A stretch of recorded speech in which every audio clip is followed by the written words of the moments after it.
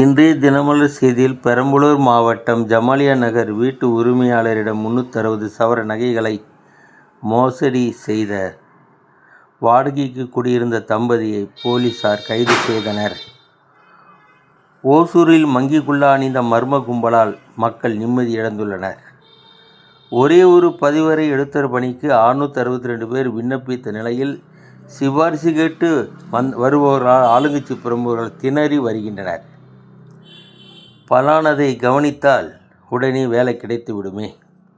தமிழக அரசு 2023-24 அறிவித்த 1540 திட்டங்களுக்கு அரசு ஒதுக்கிய நிதியில் 14,808 கோடி ரூபாய் செலவிடப்படாமல் முழுமையாக மீண்டும் அரசுக்கு திரும்ப வழங்கப்பட்டது என மத்திய கணக்கு தணிக்கை அறிக்கை வாயிலாக தெரிய வந்துள்ளது.